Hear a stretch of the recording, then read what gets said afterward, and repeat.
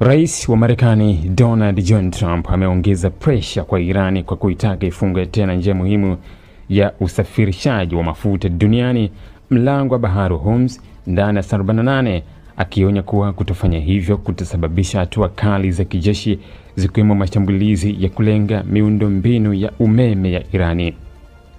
Kauli hiyo imezua hofu mpya ya kuongezeka kwa mgogoro mkubwa wa kijeshi katika Mashariki ya Kati.